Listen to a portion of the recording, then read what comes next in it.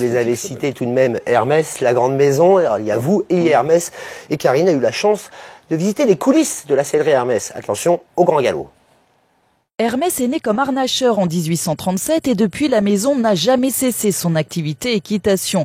Même s'il est devenu Hermès sellier, aujourd'hui encore 24 faubourgs sous les toits au 5e étage, une douzaine d'artisans selliers s'affairent. Marion Bardet, directrice du métier équitation chez Hermès. Hermès est la seule maison à proposer des selles réellement totalement artisanales, puisque chaque selle est assemblée intégralement par un seul artisan de A à Z.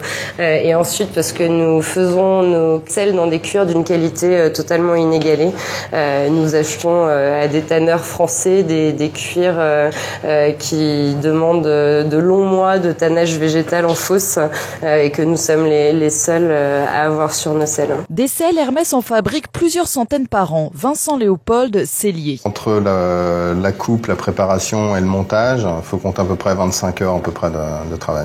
Donc elle est coupée à 2 étages en dessous. De la coupe, ça part à la préparation, où là ils vont préparer, donc faire tous les astiquages, toutes ces parties-là.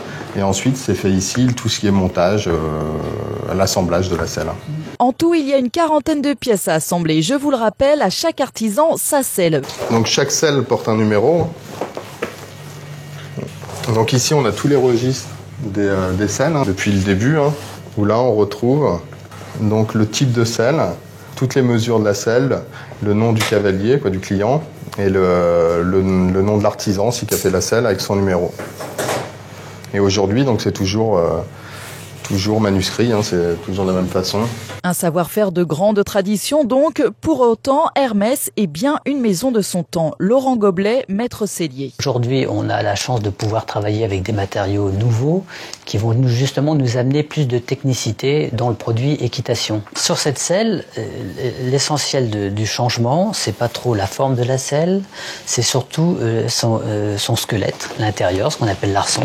Et tout l'intérieur a été fabriqué avec justement des nouveaux matériaux, notamment la fibre de carbone, des plastiques d'injection qui permettent d'introduire des pièces régulières, et en même temps nous avons des mousses sur lesquelles on peut avoir des densités plus ou moins dures, et en même temps on peut aussi changer ces pièces, avoir des différentes formes qui permettent de modulariser la selle. Cette selle Talaris, vous ne la verrez pas en piste au Grand Palais du 12 au 14 avril prochain, puisque lors du saut Hermès, le sellier lancera un autre modèle tout aussi innovant.